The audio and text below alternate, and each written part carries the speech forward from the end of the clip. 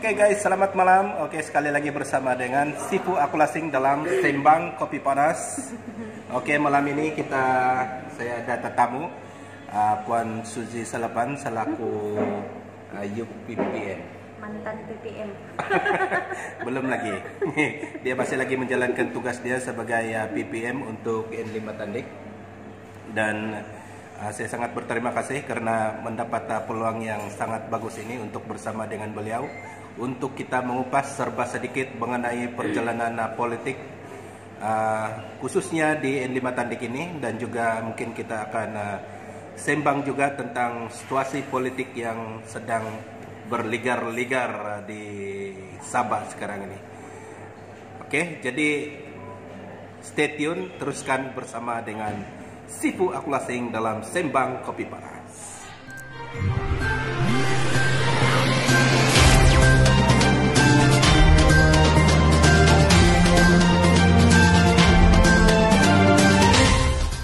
Saya Suzy Salapan, PPM bagi kawasan N5 Tandik, dan kalau dalam bidang politik saya adalah Ketua Wirawati Warisan bagi P168 Kota Marudu lah. Macam mana Puan boleh terjerumuslah di dalam politik ini? Okay. Actually saya sendiri pun tidak sangka juga nih macam mana boleh terjun di dalam politik, tapi dia bermula selepas sebelum PRU 14, di mana kebangkitan anak muda ini, terutama khususnya kita di Sabah ini kan, masa itu kita sudah terlalu fed up dengan keadaan kerajaan pada masa itu, ya terlalu banyak skandal. So dari sana timbul perasaan kita, timbul kesadaran bahwa orang muda ini harus terlibat secara langsung dan harus bangkit untuk membelah kita punya membelah nasib, terutama kita sebagai Sabahan people. So dari sana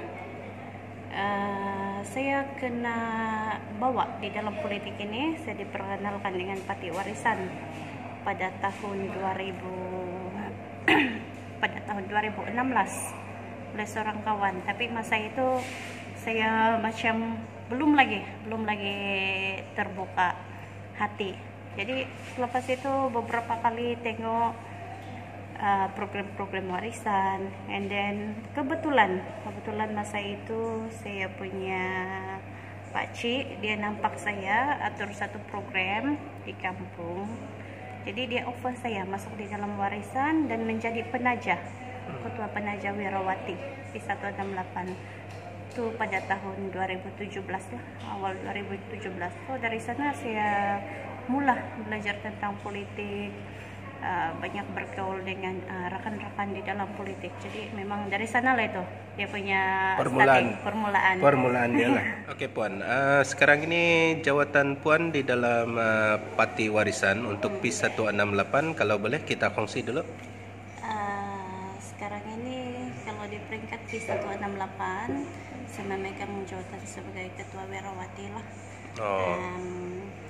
Dan dia last year kami ada buat AGM, Annual General Meeting, ada pemilihan untuk Wirawati, dan saya rasa saya ini agak bertua sebab pada masa itu orang bilang pun menang tanpa tanding lah masa itu. Iya. Jadi sampai sekarang masih memegang jawatan sebagai Ketua Wirawati P168, dan di peringkat negeri saya sebagai Exco Wirawati Negeri. Apa cabaran-cabaran dia Puan untuk jawatan ini?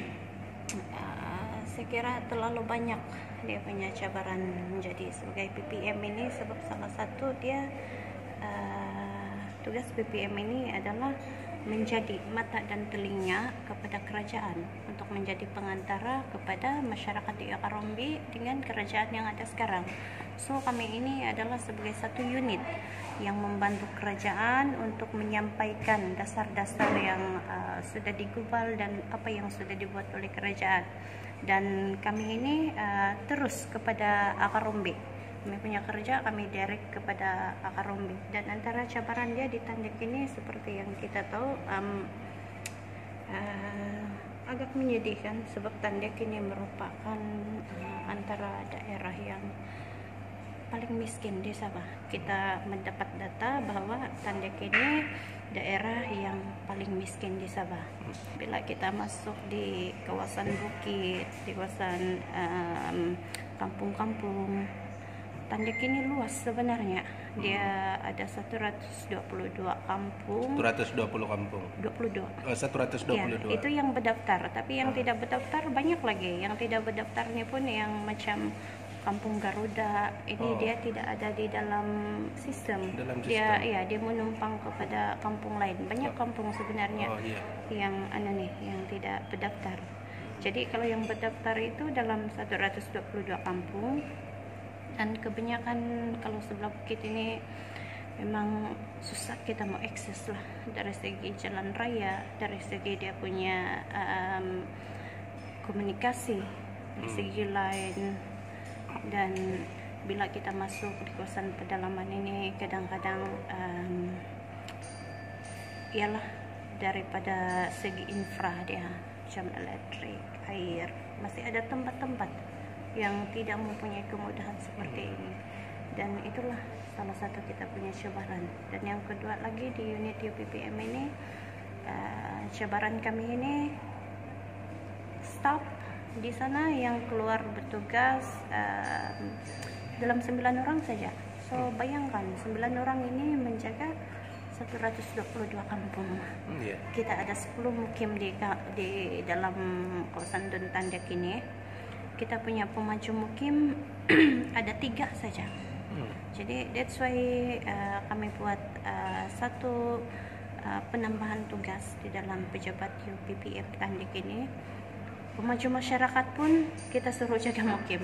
Pembantu tabdir pun kalau yang lelaki kita suruh jaga mukim sebab memang kekurangan tidak cukup staf. Tidak cukup staf. Saya difahamkan dulu staf di UPPM Tandek ini, kalau dulu dia bilang kuota dia banyak, tapi kena tarik semasa zaman pemerintahan ini BN lah. Dan kita memang ada coba memohon kuota penambahan semula staf di sana. Dan sebelum ini saya dimaklumkan dalam proses, tapi apa boleh buat lah, sekarang sudah bubar. Jadi saya kira seharap selepas ini siapa saja yang menerajui kepimpinan di UPPM ini fight lah itu kuota untuk mendapatkan penambahan staf. Sebab kalau masih lagi berbekalkan dengan hanya 3 orang pemaju mukim, memang agak sukar kita buat kerja. Kita menjaga satu kawasan yang luas, satu kawasan yang banyak dia punya halangan, terutama segi jalan raya, komunikasi semua. Jadi kita memang perlukan lebih ramai kita. Selama menjawat lebih kurang 2 tahun lah dalam unit UPPM ini kan, Puan rasa apa yang pencapaian terbaik yang Puan sudah lakukan untuk Dun N5 Tandek? Pencapaian itu actually ada beberapa lah yang kita buat untuk memantapkan dan menambah baik sistem pentadbiran di UPPM N5 Tandek ini. Sebab sebelum ini kita melihat secara pribadi dan ini adalah fakta. Apabila kami mengambil alih kepimpinan UPPM yang lalu, terlalu banyak sistem yang tidak kena update. Maksud saya dari segi sistem pengkalan data, dari segi pengurusan semua banyak kucakar kacir masa itu. Jadi apabila kita mengambil alih pentadbiran ini, kita susun balik dari segi dia punya cara kerja, flow kerja dia macam mana, melibatkan MPKK dan semua staf pembagian mukim semua kita rearrange dan kita perbaiki. Dari segi kerja, saya ingat yang paling besar lah, saya ingat satu kejayaan yang kenangan lah semasa di UPPM ini adalah apabila kami berjaya membawa beberapa menteri untuk datang turun sendiri di kawasan bagi melihat dan meninjau permasalahan rakyat di akar rumbi. Sebagai salah satu contoh macam tahun lepas awal tahun, macam tahun lepas itu kami ada bawa Datuk Iwon datang di Samparita Laut. Lepas tu pergi di Tingkalanon. Datuk Iwan tu dia punya kementerian apa tuh? Dia Menteri KPLB, Kementerian Luar Bandar. Okay. Jadi dengan keadaan jalan raya yang begitu teruk di Samparita Laut, lepas tu kami naik jembatan gantung lagi sampai itu tempat. Sebab tempat itu memang tidak boleh sampai kereta lah, kereta hanya parking di luar, dan sampai di perkampungan itu kita berjalan kaki naik jembatan. Yang kita perjuangkan juga di pejabat UPPM ini adalah isu dan permasalahan di skim Agropolitan Ghana, di mana dia punya pembangunan di sana ini telah tergendala. Apa nama dia tuh? Kalau tergendala itu dia macam terdelay, terhenti beberapa lama sudah, dan kita kasihankan dengan penduduk-penduduk yang di sana sudah lama menanti rumah tapi tidak pandai siap-siap akibat ini kegagalan ini kontraktor lah.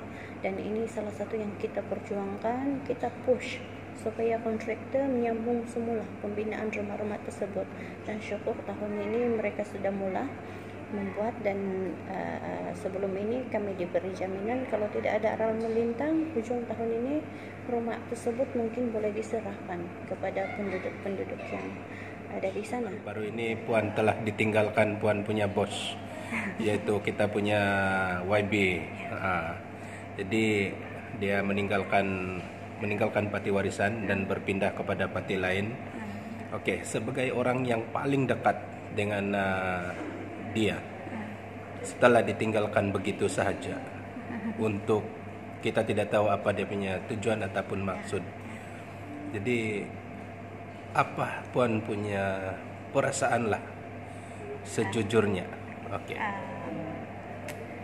Honestly kita memang agak terkejut juga lah. Kita agak terkejut dengan keputusan YB Datuk, sebab sebelum dia bersama-sama dengan pihak sebelah itu, sebelum itu kami ada buat program di Merak-Parak, kepimpinan, program kursus kepimpinan bersama dengan Ketua Kampung dan MPKK, dan kami bersama-sama pada masa itu.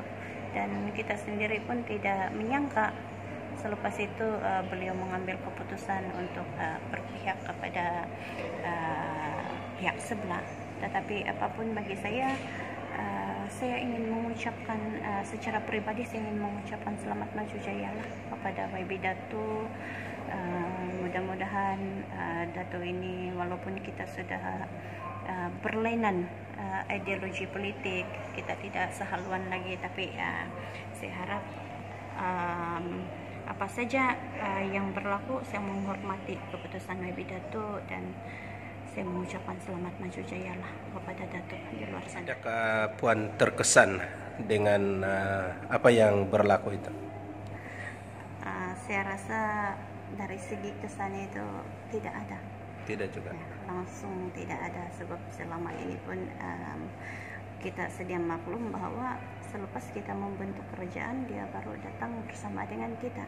Dan pada masa itu kita menyambut kedatangan dia dengan hati yang terbuka, dan kita ikhlas menerima dia sebagai rekan seperjuangan di dalam parti warisan demi untuk kebaikan masyarakat di kawasan Dun Tandek.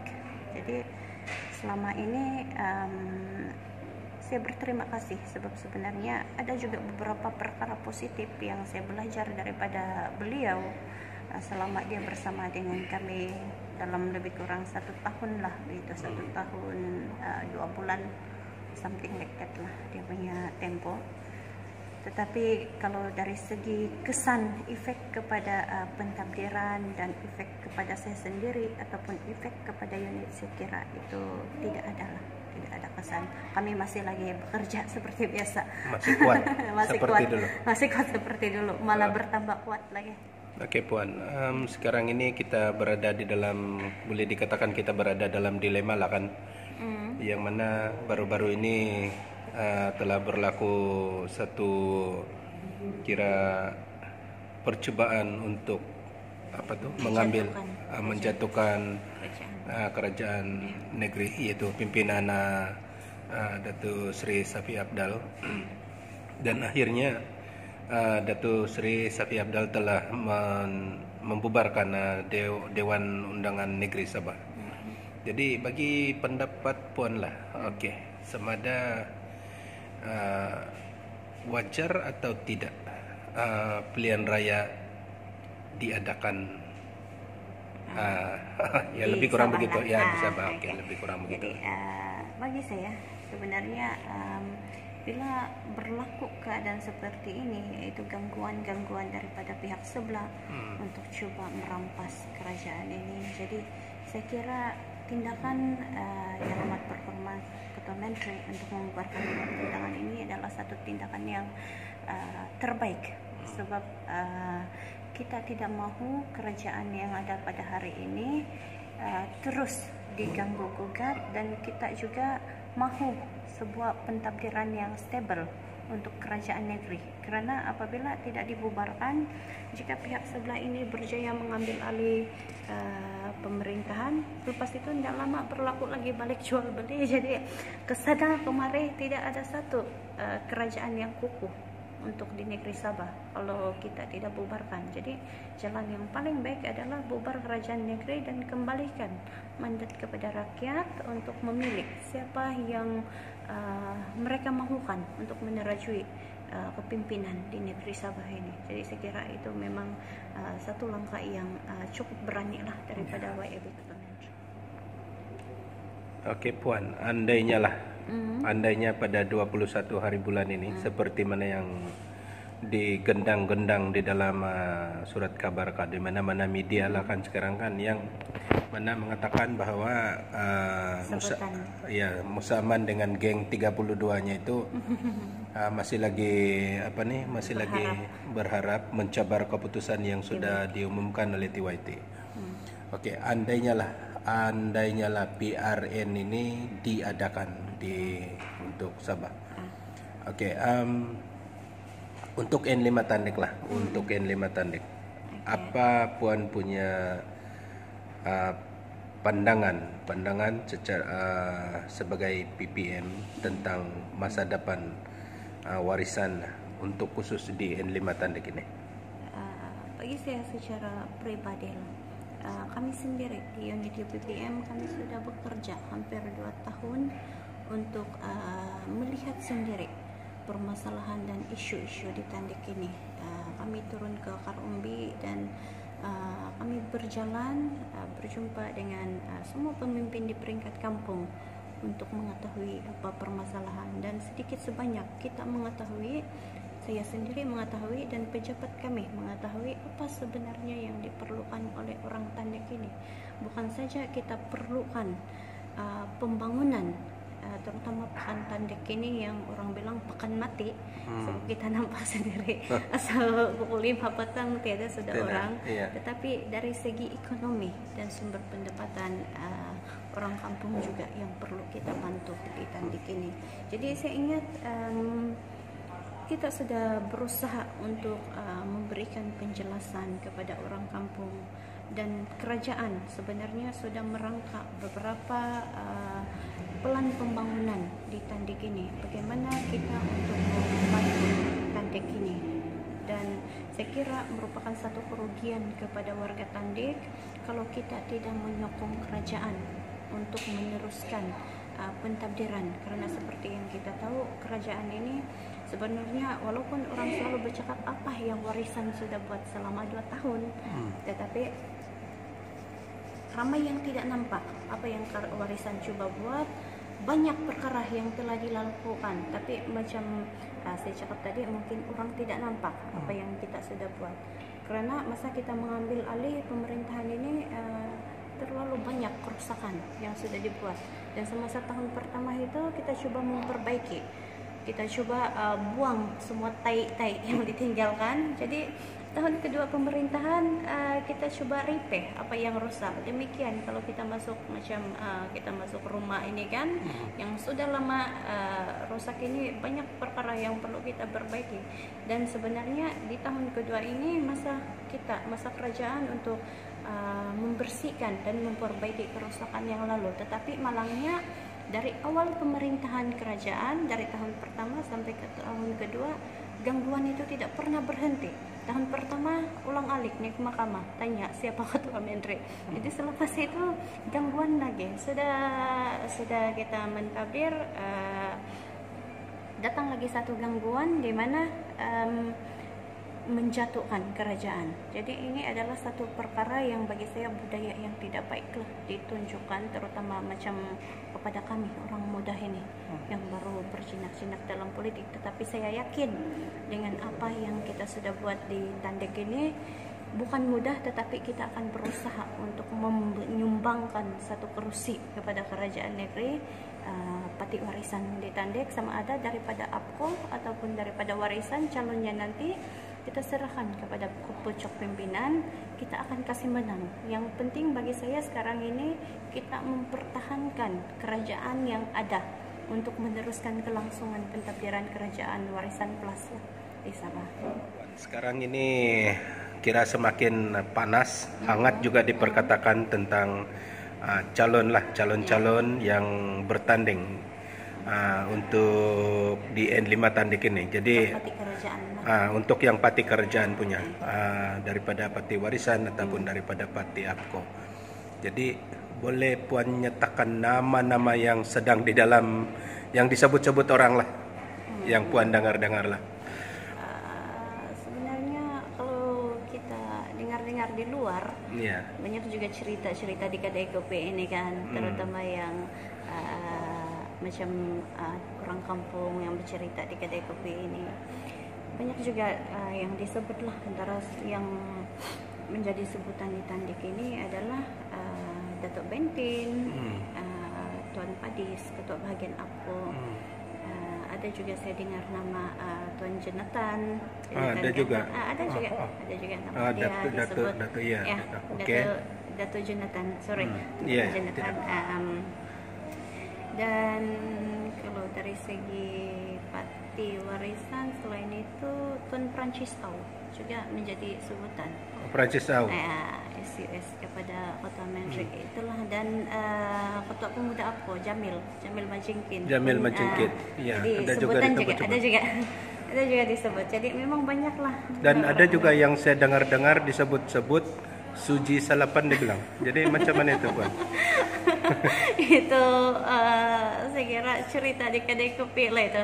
Tidak adalah juga apa, cuma kita tidak boleh halang. Tapi kalau andainya lah diberi peluang untuk calon di DUN N5 Tandek, adakah Puan bersedia ke arah itu? Sejujurnya saya tidak menyimpan niat untuk mau calon. Saya tidak ada menyimpan sebarang niat untuk mau calon. Sebab saya sedar diri juga banyak. Susah juga mau calon kalau kalau sendiri pun, kalau isi minyak pun masih lagi bekakai. Jadi kalau ada hati kau lagi mau calon, saya rasa bagus simpan dulu itu niat. Tapi kalau andainya? Tapi kalau akar umbi mau saya untuk berdiri di Tandek, itu kita serahkan kepada rezeki lah. Tengok macam mana nanti dia punya keputusan presiden. Jadi siap sedia ataupun macam mana untuk menyahut cabaran andainya perkara itu berlaku? Sebenarnya kami di pihak UPPM ini sebagai salah satu jentera kerajaan negeri, bagi saya dan bagi kami di pejabat UPPM ini, kami ini sentiasa bersedia. Maksudnya siapa saja calon yang dipilih oleh pucuk pimpinan nanti, kami adalah barisan pertama yang akan bertanggung jawab untuk memenangkan calon tersebut. Jadi kalau bilang dari segi bersedia atau tidak itu, saya kira pejabat UPPM ini memang diperlukan lah, memang sentiasa bersedia, sentiasa siap sedia untuk menghadapi PRN ini. Apa Puan punya nasihat untuk pengundi-pengundi di N5 Tandek? Saya harapkan, saya mohon agar semua warga Tandek, pengundi-pengundi di DUN N7 sudah kita di sekarang. Ya, N7 bukan sudah N5. Ya. N7 sudah. Semua pengundi-pengundi di Tandek ini, bukan saja di Tandek, tapi kita mengharapkan di seluruh kawasan, khususnya di Kota Marodo ini, supaya turunlah mengundi, datanglah mengundi, karena kalau kita mahukan perubahan, kalau kita mahu mengubah landscape politik yang ada pada hari ini, kita harus bertanggung jawab untuk membantu pentadbiran kerajaan untuk ke arah pentadbiran yang lebih baiklah. Dan saya juga memohon kepada para pengundi supaya membuat pilihan dengan bijak, fikir dalam satu konteks yang lebih meluas, dan jangan terlalu taksub dengan provokasi daripada pihak lawan yang mengatakan bahwa kerajaan yang ada pada hari ini adalah kerajaan yang tidak baik begini-begini. Itu adalah hasutan semata-mata. Jadi saya mengharapkan kebijaksanaan daripada pemimpin dan kepada pengundi-pengundi untuk pemimpin memberikan penjelasan kepada pengundi, dan pengundi membuat pilihan bijak secara rasional lah, tanpa dipengaruhi oleh emosi-emosi apa semua. Dan jangan lupa undilah parti warisan APCO PH, yaitu DAP ataupun PKR yang akan bertanding di Sabah nanti. Jadi datang awal mengundi, dan saya doakan semoga perjalanan proses pilihan raya kita pada kali ini berjalan dengan lancar lah. Itu saja. Oke guys, demikianlah Sipo punya sembang secara santai saja bersama kita punya PPM yang sangat low profile, senang bawa bercerita. Ada gambar calon lagi. Terima kasih ada bagi gambar bakal calon. Calon YouTuber. Ini ada. Ya, jadi apapun bagi pihak saya sekali lagi mengucapkan terima kasih kepada Puan Suzy. Thank you juga sebab sudi cari saya sampai datang pergi di pejabat walaupun malam-malam sudah. Dan terima kasih karena belanja kopi CEO. Kopi-kopi dulu lah. So, apapun saya secara pribadi mengucapkan selamat maju jaya, semoga sukses di dalam karier politik Puan. Jadi mungkin kita tidak tahu, mungkin selepas ini kita tidak tahu perjalanan politik Puan macam mana. Walau masih bagaimana, terlalu jauh. Masih terlalu jauh, langkah masih banyak lagi. Walau bagaimanapun stay strong, setiap terus berusaha untuk membantu masyarakat di luar sana, terutama bagian di kampung-kampung yang sangat memerlukan pemimpin jiwa muda seperti mana kita punya PPM ini. Dan andainya lah dan andainya Puan Suzy ini ada luck lah orang bilang, dan tiba-tiba naik nama untuk calon dalam PR yang akan datang ini. Oke, teruskan memberi support kepada dia. Pada anda di sana, kamu sudah nampak bagaimana dia bekerja selama beliau duduk di dalam kursi PPM. Oke, thank you semua. Jangan lupa subscribe ini channel Sembang Kopi Padas. Undilah calon. Oke, terima kasih guys. Sekali lagi terima kasih karena anda sudah menonton channel Sipo Akulasing Sembang Kopi Panas. Bye bye.